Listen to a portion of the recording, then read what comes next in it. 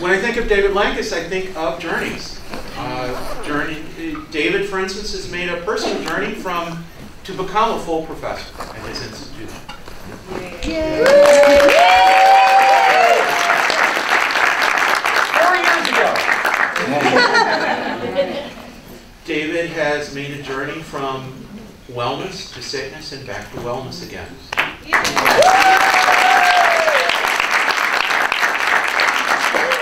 But finally, David is going to take us all and help us understand the journey that we've all been on. And he does that perhaps better than anybody I know. And my friend, our David Lankes. There you go.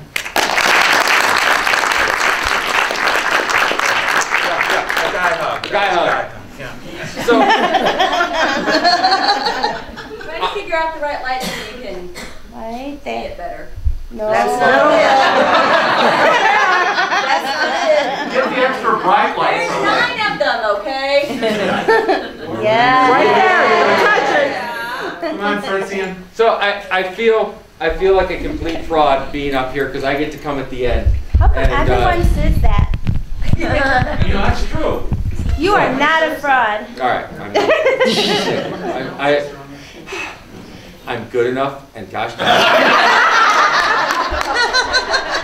So, but before, I feel like also we had this big peak moment. Thanks, Ann, for taking the whole thunder on that one. But no, and I got an email yesterday afternoon from my mentor and former advisor and good friend, Mike Eisenberg, and I get these emails out of the blue, and he said, Lankes, future of libraries and librarians in under 200 words, go. And I was sort of struggling with that for a while, and right back, and I figured I'm just going to send him a picture of you guys because I really think that's where we are. So there's my kiss up moment. But and yes, we will not be answering any OAI questions at the end of this one. Thank you. I have been on a journey, and I wanted to talk about it because I think there's great parallels to the journey that you have been on.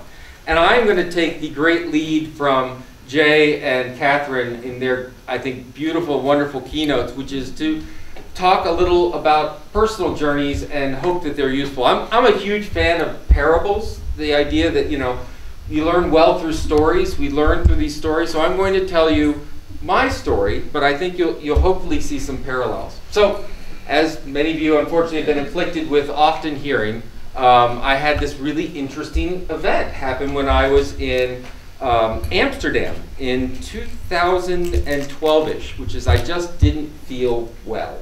And I came home and I tried to figure out what was going on, and that led to some interesting times when I actually couldn't speak anymore. That was fun. Or I thought I could and couldn't, and seizures and all this wonderful stuff.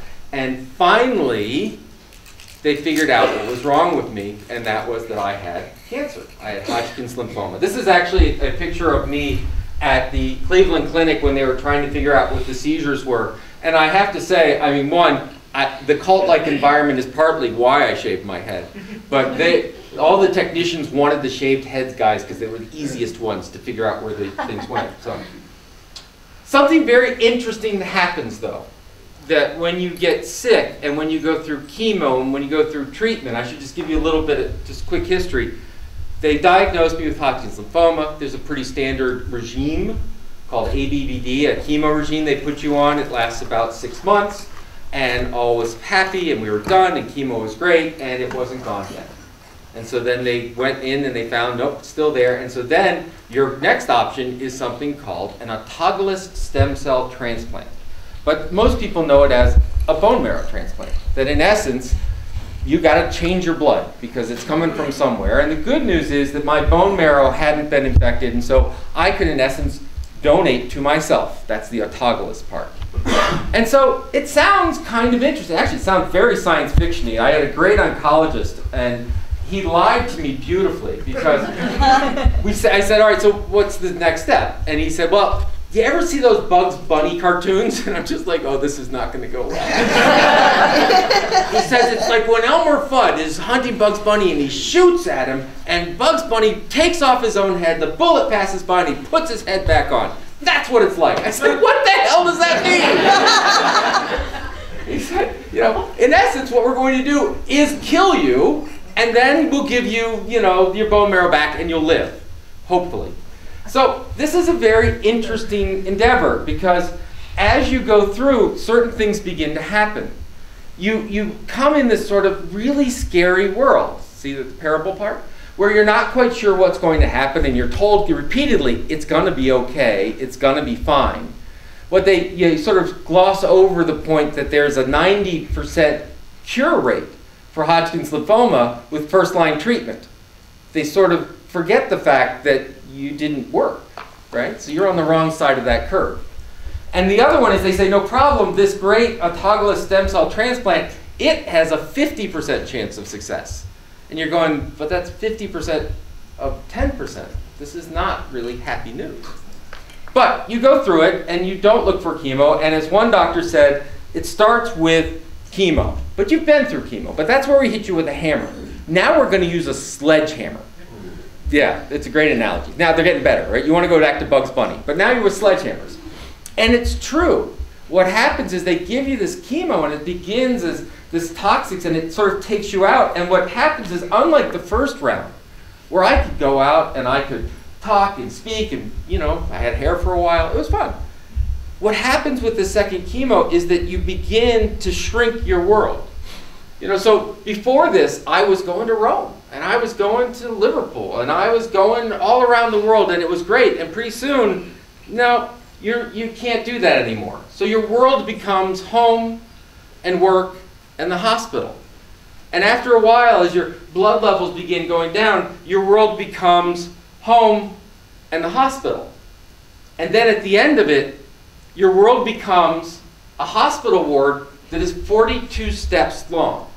And you know it's 42 steps long because when they give you the chemo, when they, in essence, wipe out your bone marrow, you are isolated in a ward that is 42 steps long. So I was talking to the nurse and I was sort of trying to figure out what to expect and how to expect it and how you could get through it. And she said, all right, it's really simple. The way you get through a bone marrow transplant is you walk, you shower, you brush your teeth a lot, you wash your hands all the time, and you clean your butt. I swear to God, that's what she said. Okay? So like, great, kindergarten, got it, I can do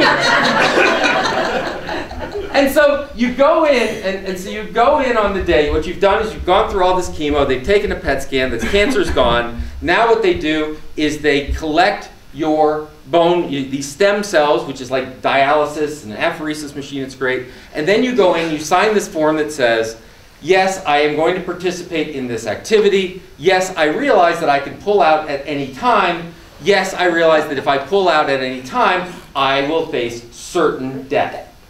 It's the only form I've ever had that has had the phrase certain death, right? Yeah. And by the way, someone actually left in the middle. It turns out, it's like, you really? He's like, well, they were a crack addict and they need some crack. I'm like, okay, good choice. So you go through this thing, and I just have to say, on the first day you show up, you feel pretty good. You feel fine. And they start giving you these ice chips before they administer the final chemo, the one that's actually going to wipe out your bone marrow. And the reason they give you the ice chips is to restrict the circulation in your mouth. Because as these toxins are going through your blood, you have lots of blood vessels. And if they don't restrict them, you'll get more blisters, and it will begin eating away at your mouth. Yay. And I'm like, what happens to the rest of my body now? Well, good news. You're basically a tube, right? This is the start of it, and it's all gone. It just gets ripped apart, but it'll come back. Great. So you're in and you're going through these toxins and you're waiting for your blood levels to go to zero. You go in on day -9 and you're walking because there's nothing else to do except watch Reba reruns, which for some reason I really enjoy Reba reruns. And what I'm thinking about is Catherine's thing about the tiger, because this is literally most of your day is going back and forth and you're carrying a pump with you the whole time and you're doing 42 paces looking at the floor and 42 paces and the nurses are there saying you got to get up, you got to walk, and you're fine because that's what you do. But then day -0 becomes day 0 when they give you the chemo, or when they give you your stem cell back, becomes day 3, becomes day 4, and this is day 8. And day 8 is when your entire white blood cell count goes to 0. Now, here's the trick. Everyone thinks white blood cells take out infections, which they do. The other thing they do is repair your body. And so what's happened now is they've filled your body full of toxins and they've killed the ability to repair it. Right? And so all you can feel is the fact that you feel like crap. You have the worst sore throat you've ever had in your life. You just don't want to get out of bed. But what do the nurses do? They get up and they say, you gotta walk. You're 42 steps. Your wife comes in and she says, get up. You're gonna walk. You're 42 steps. And you're like, I don't want to get out of bed. And your mother comes in and says, get up. You're gonna walk. You're 42 steps. Back and forth and back and forth. And for these 20 days that you're in the hospital, you can't see your children because it's February and it's cold and flu season, and having your 10-year-old visit you can literally kill you. You think about this as you're doing your 42 steps and you're like, no, I can't do it. I can't go in. And the nurses say, get up. 42 steps and 42 steps. And the nurses say it and your wife says it and you just do 42 steps, and then day 9 comes, and then day 10 comes, and then day 11 comes, and you start to feel better. And your blood levels go up. And suddenly you go from 0 to 0.5. And then you go from 0.5 to 1, and people are cheering you. And at 4, they say, you're done. And over those days, over those 20 days in the hospital, walking 42 steps at a time, I did 33 miles. Walking back and forth and back and forth. And you go home.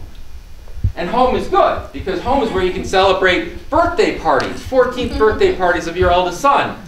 And you look, we call these our mudslide cakes, because obviously, and we deliberately did this, but it didn't start that way, you know. So.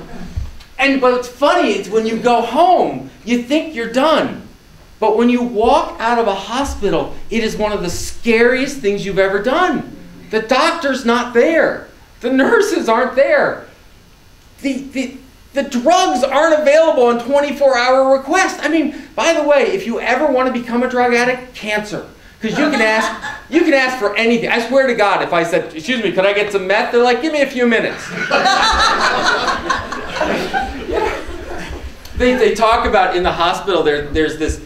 So Hodgkin's lymphoma does this interesting bimodal loop. So you get it when you're in your 20s or you get it in your 60s. And there's this weird, so I'm a weird one in the middle. And they say, it's interesting, the 20-year-olds, when they go through this process, don't get out of bed. They don't get out of bed. They're just like, more Ativan, just knock me out. And then the 60-year-olds, they don't get out of bed because oftentimes they can't. But they say, oh, when we get you one of you 40-years, we're back and forth. Back and forth. I think it's because the 20-year-olds take walking for granted. And suddenly at 40, you're like, you know, I could lose the ability to walk. Let's keep going. But you go home. And one of the amazing side effects, and you would not believe it by looking at me, is that when you look at food, it's not nausea, it's just this amazing, intense desire not to eat. You can't describe what you feel like when you're in chemo. Like, one time you wake up and they're like, do you feel nauseous? I said, I feel like I've got an angry bowling ball in my stomach weighing its 2 options randomly.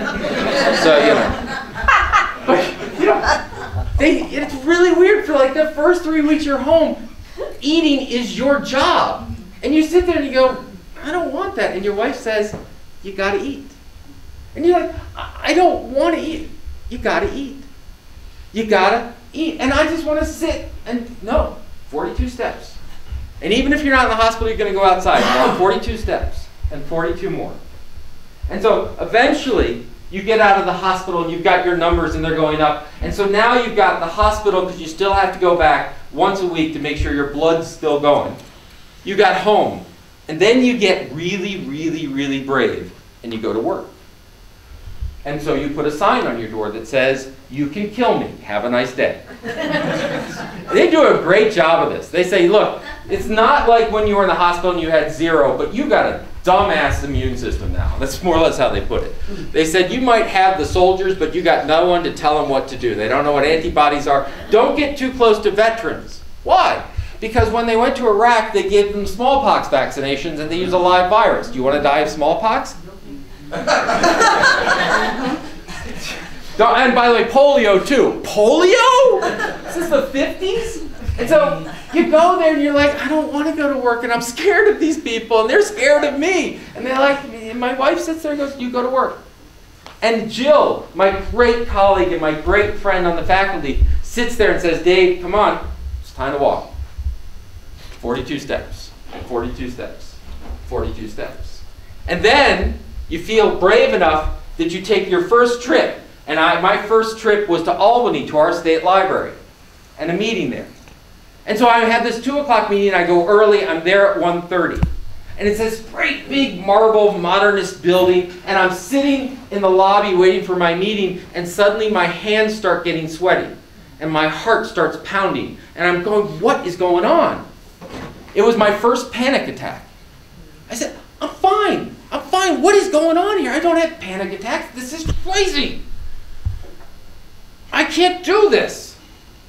And I called my wife and I said, I want to be in a fetal position in the floor of the state library. And she said, David, go outside. Start walking. 42 steps. 42 steps.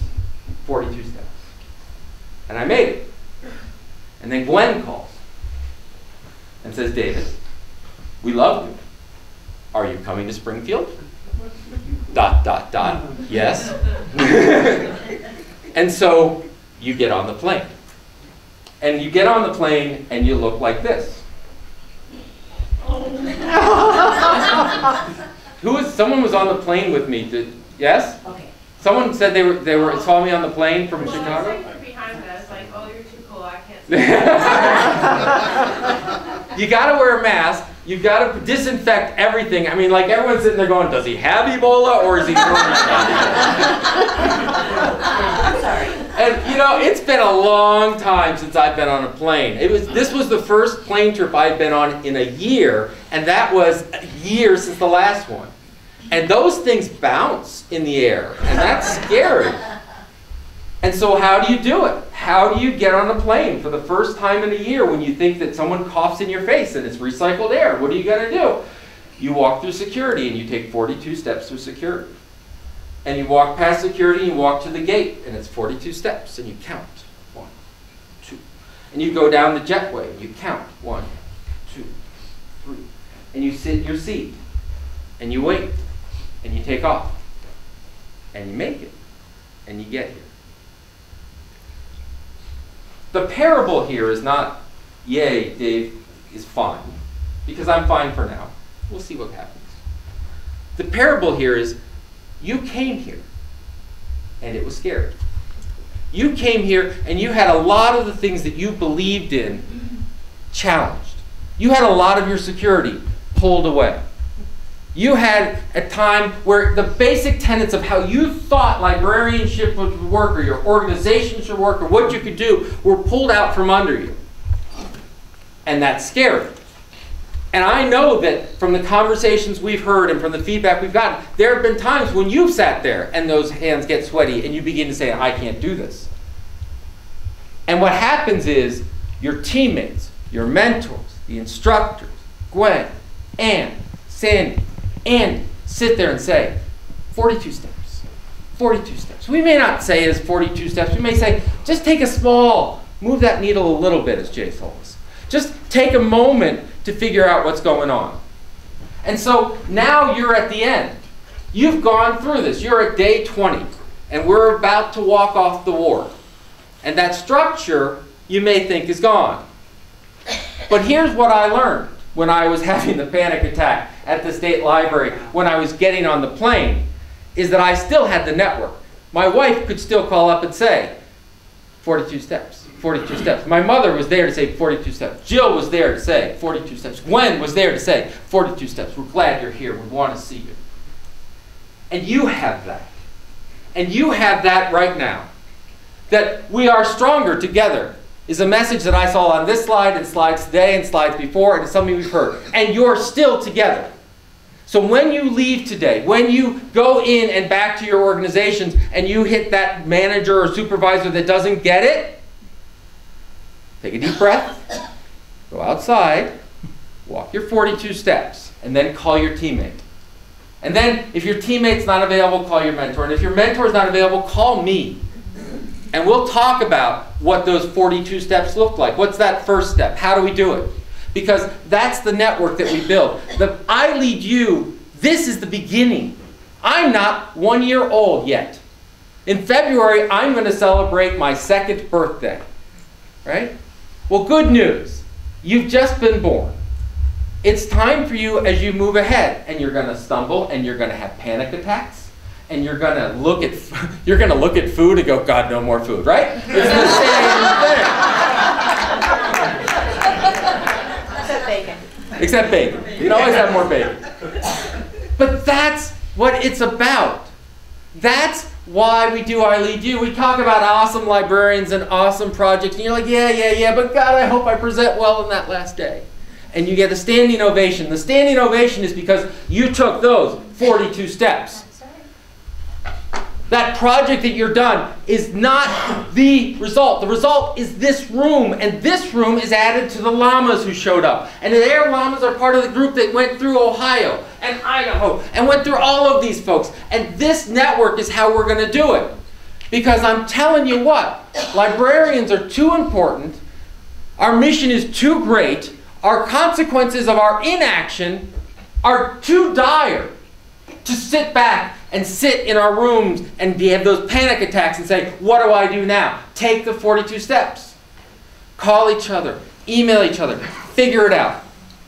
Because what happened in Evanston, what happened in Chicago, what happened all over this state, what happened in Columbus and Cleveland, what happened in Colorado and Denver, etc., what happens there now is a ripple effect through us all.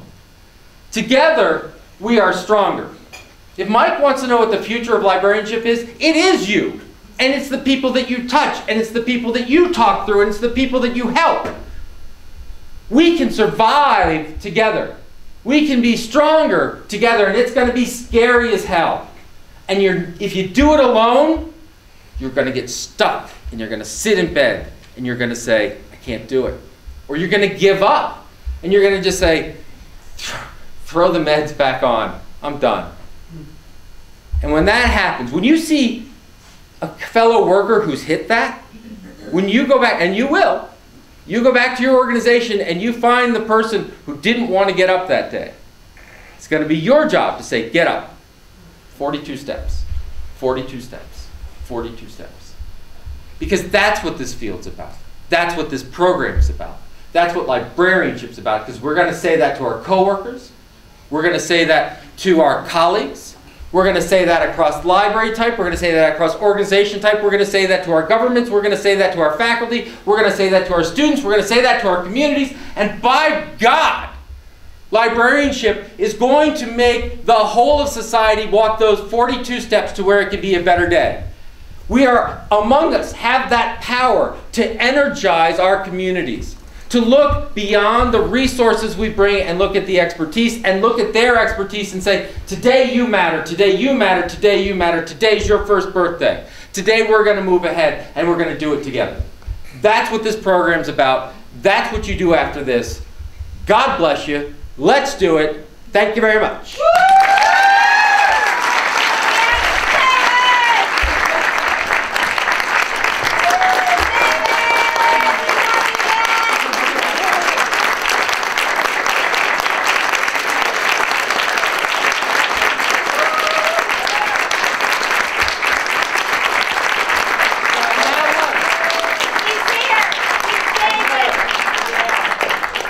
And now lunch, right?